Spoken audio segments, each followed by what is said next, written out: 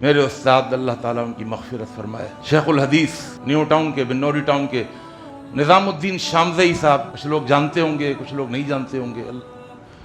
بہت عاجز آدمی تھے، بہت منکسر المزاج آدمی تھے، اور علم اتنا تھا کہ اللہ اکبر، جتنا علم تھا اتنا عجز و نیاز تھا، اتنا ان کے اندر جھکنا تھا، اور ان کے اوپر وہ مثال فٹ ہوتی تھی کہ جس ٹہنی پر جتنے پھل لگے ہوئے ہوں گے وہ اتنی جھکی ہوئی ہوگی، جس میں پھل نہیں ہوں گے وہ اکڑی بھی کھڑی بھی ہوگی۔ علم کے پھل لگے ہوئے تھے، وہ جھکے ہوئے آدمی تھے۔ حنفی مکتب فکر کے ایک نامی گرامی جمشید روڈ کے مدرسے کے شیخ الحدیث، لیکن حنفی ہونے کے باوجود تعصب سے بالا تر ہو کے بات کرتے تھے۔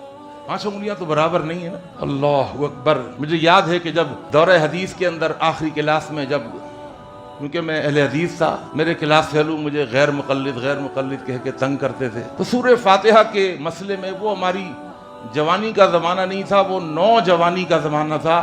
نوجوانی کا مطلب ہوتا ہے جب نوجوانوں کی طاقت ہوتی تھی جوان میں، سمجھ گئے؟ ایک نیو سے ہے اور ایک نو سے ہے۔ تو اس وقت بچکانہ ذہن تھا، بحث مباحثے صرف، اور چونکہ صبح و شام مدرسے میں ہی رہنا، جامعہ میں ہی رہنا، پڑھنا پڑھانا، کوئی کام نہیں، ہاسٹل میں رہنا، اور رات کو 12-1 بجے تک اسٹڈی کرنا، مطالعہ کرنا، مباحثہ کرنا، تکرار کرنا۔ تو مجھے یاد ہے کہ بحث ہو گئی طلباء میں ہماری آپس میں، ہم نے کہا چلو کل شیخ الحدیث کے پاس چل کے پوچھتے ہیں، کیونکہ ان کے بارے میں مجھے یہ معلوم تھا کہ یہ تعصب سے بالا تر ہو کے بات کرتے ہیں۔ میں ممبر پر کھڑا ہوا ہوں اور ایک ایسے شخص کے بارے میں گفتگو کر رہا ہوں جو اس دنیا میں نہیں ہے، اور جو دنیا سے طبعی موت پا کر نہیں بلکہ جام شہادت نوش کر کے اس دنیا سے گیا۔ ہم نے جا کر ان سے پوچھا کہ امام کے پیچھے سورہ فاتحہ پڑھنی چاہیے یا نہیں پڑھنی چاہیے؟ تو اللہ کی قسم انہوں نے کہا کہ دلائل دونوں طرف ہیں، لیکن میں یہ سمجھتا ہوں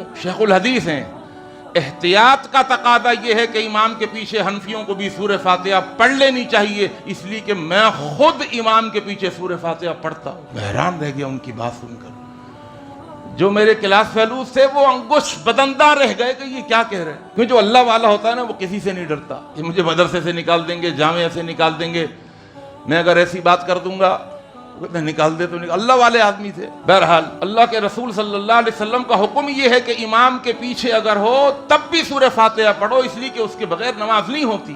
ہاں جب امام سورہ فاتحہ کی تلاوت کر لے اور اب قرآن مجید کی تلاوت شروع کرے تو خاموش ہو جاؤ، حکم یہ ہے۔